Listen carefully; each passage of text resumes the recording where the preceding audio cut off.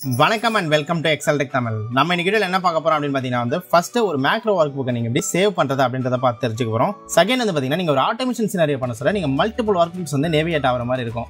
So இந்த கேஸ்ல நீங்க குயிக்கா எப்படி மேக்ரோ இருக்கிற வர்க்புக்கை ஆக்டிவ் வர்க்புக்கா மாத்துறது அப்படின்றத நம்ம பார்த்து தெரிஞ்சுக்க போறோம். தேர்ட் பாத்தீங்கன்னா உங்ககிட்ட எத்தனை வர்க்புக்ஸ் இருக்கு எக்ஸல்ல அப்படின்றத கவுண்ட் பண்றது எப்படி அப்படின்னு பார்க்க போறோம். அண்ட் ஃபைனலா எல்லா ஒர்க்புக்கையும் VBA யூஸ் பண்ணி எப்படி க்ளோஸ் பண்றது அப்படின்னு பார்த்து தெரிஞ்சுக்கிறோம். இதுல உங்களுக்கு ஏதாவது கேள்விகள் இருக்கு இல்ல கருத்துக்கள் நீங்க தெரிவிக்கணும் அப்படின்னா கீழே கமெண்ட்ல சொல்லுங்க. அண்ட் டெலிகிராமுக்கான லிங்க் பாத்தீங்கன்னா உங்களுக்கு இந்த வீடியோல மேல வரும். நீங்க டெலிகிராம் ஜாயின் பண்ணி உங்களோட கேள்விகள் கருத்துக்கள் எதுவாக இருந்தாலும் நீங்க அங்க தெரிவிக்கலாம். இப்போ வாங்க வீடியோக்குள்ள போலாம்.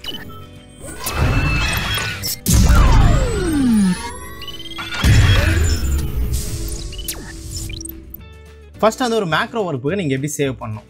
நீங்க ஒரு எக்ஸல் ஒர்க் புக்ல நீங்க கோட் பண்ணிட்டு கண்ட்ரோல் கொடுத்து சேவ் பண்ணீங்க அப்படின்னா அது வெறும் எக்ஸல் ஒர்க் புக்காக தான் சேவ் பண்ணும். அதில் மேக்ரோ கோடிங் எதுவுமே இருக்காது. மேக்ரோ கோடிங் எல்லாமே டெலிட் ஆகிடும். ஸோ உங்களுக்கு மேக்ரோ கோடிங்கோட ஒரு ஒர்க் புக்கு சேவ் பண்ணோம் அப்படின்னா இங்கே ஃபைல் அப்படின்றத கிளிக் பண்ணுங்க. கிளிக் பண்ணிட்டு சேவ் ஆஸ் பண்ணுங்க.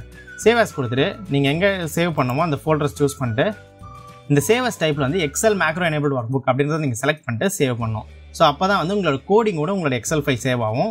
அப்படி இல்லைனா வெறும் எக்ஸல் ஃபைல் மட்டும் தான் இருக்கும். உங்களோட கோடிங் எல்லாமே டெலிட் ஆகிடும். இந்த கோடிங் நம்ம ஏற்கனவே ப்ரீவியஸ் வீடியோவில் யூஸ் பண்ணியிருக்கோம். இப்போ நான் இந்த கோடை FI யூஸ் பண்ணி ரன் பண்ணுறேன். ரன் பண்ணேன் அப்படின்னா எனக்கு மல்டிபிள் ஒர்க் புக்ஸ் ஆட் ஆகிடும். நான் ஃபைனலாக பார்த்தீங்கன்னா புக் 10 அப்படின்றதுல தான் நான் இப்போ ஆக்டிவாக இருக்கேன்.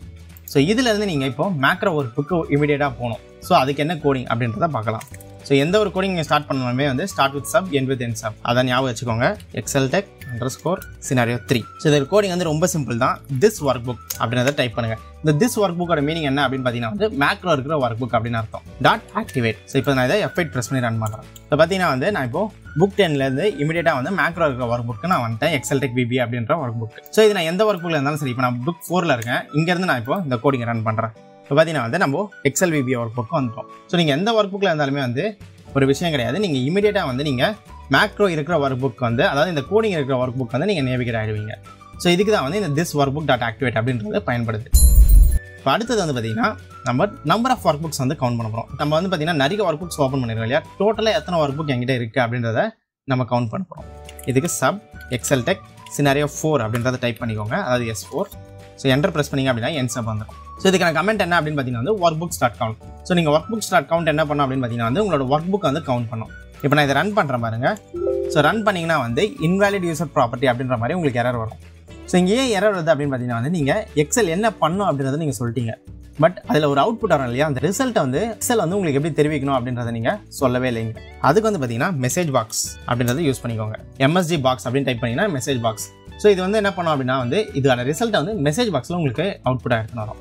இப்போ நான் இதை ரன் பண்ணுறேன் பாருங்க. இப்போ பார்த்தீங்கன்னா நமக்கு எந்த ஒரு எரருமே வரல. MsgBoxல அவுட்புட் 11 அப்படின்ற மாதிரி வந்துருக்கு. ஸோ நம்ம VBA யூஸ் பண்ணி எக்ஸலை கவுண்ட் பண்ண சொல்கிறோம் அப்படின்னா அந்த கவுண்ட் பண்ண வேல்யூக்கான ரிசல்ட்டை அது எப்படி சொல்லணும் அப்படின்றத நீங்கள் டிஃபைன் பண்ணணும். இது MsgBoxாக இருக்கலாம், இல்லை நீங்கள் ஒரு செல் வேல்யூவில் போய் அதை அப்டேட் பண்ண சொல்லலாம். ஸோ எப்படி வேணாலுமே இருக்கலாம். இப்போ நம்ம பார்த்தீங்கன்னா சிம்பிளாக MsgBox யூஸ் பண்ணி நம்ம அவுட்புட் எடுத்துன்னு வந்திருக்கோம். நம்ம அப்கமிங் வீடியோஸில் இதை நம்ம ஃபர்தராக இதை ஒர்க் பண்ண போகிறோம் கண்டிப்பாக. அதில் நீங்கள் இன்னும் டீட்டெயிலாக இதை பற்றி தெரிஞ்சுப்பீங்க. ஸோ ஃபைனலாக பார்த்தீங்கன்னா நம்ம இருக்கிற எல்லா ஒர்க் புக்குமே நம்ம க்ளோஸ் பண்ண போகிறோம். நம்மகிட்ட ஒரு 11 ஒர்க் புக் ஓப்பனில் இருக்குது. இந்த 11 ஒர்க் புக்குமே நம்ம ஒரே ஷார்ட்டில் க்ளோஸ் பண்ண போகிறோம். இதுக்கு நம்ம VBA யூஸ் பண்ண போகிறோம். ஸோ சப் அப்படின்றத டைப் பண்ணிக்கோங்க. xltech scenario 5. ஸோ இதுக்கான கமெண்ட் என்ன அப்படின்னு பார்த்தீங்கன்னா Workbooks.Close. ஸோ அவ்வளோதான். Workbook.Close அப்படின்னு கொடுத்தீங்கன்னா எல்லா ஒர்க் புக்குமே க்ளோஸ் ஆகிடும். ஸோ இப்போ நான் F8 ப்ரெஸ் பண்ணி ரன் பண்ணுறேன். நம்ம இந்த VBA ஒர்க் புக்கில் நம்ம சேஞ்சஸ் பண்ணியிருக்கோம் அப்படின்றதுனால இது சேவ் பண்ணணுமா அப்படின்னு கேட்குது. நீங்கள் ஓப்பன் பண்ணி மட்டும் தான் வச்சுருக்கீங்க. நீங்கள் எந்த ஒரு சேஞ்சஸும் பண்ணலன்னா இந்த அலர்ட் உங்களுக்கு வராது. பட் நம்ம இங்கே சேஞ்சஸ் பண்ணியிருக்கோம் அப்படின்றதுனால நமக்கு இந்த அலர்ட் வருது. நான் இங்கே சேவ் பண்ணிடுறேன். சேவ் பண்ணோன்னே பார்த்தீங்கன்னா எல்லா ஒர்க் புக்குமே க்ளோஸ் ஆகிடுச்சு. ஸோ நமக்கு பார்த்தீங்கன்னா எக்ஸல் VBAக்கு மட்டும் தான் நமக்கு அலர்ட் வந்தது. ஏன்னா நம்ம அங்கே போய் ஒரு சில சேஞ்சஸ் பண்ணியிருக்கோம். இதை தவிர்த்து நம்ம ஓப்பன் பண்ண 10 ஒர்க் புக்ஸையும் பார்த்தீங்கன்னா எந்த ஒரு ஆக்ஷனுமே நம்ம பண்ணல. அதனால் நமக்கு எந்த ஒரு அலர்ட்டுமே வரல அந்த ஒர்க் புக்ஸ்க்கு. இந்த மாதிரி நீங்கள் VBA யூஸ் பண்ணி எக்ஸலுக்கு நீங்கள் கமெண்ட் பண்ண முடியும். இந்த வீடியோ எப்படி இருந்தது அப்படின்றத கீழே கமெண்ட்டில் தெரிவிங்க. இன்னும் அடுத்த ஒரு எக்ஸல் வீடியோவில் உங்களை சந்திக்கிறேன். Until then, bye from Aravind.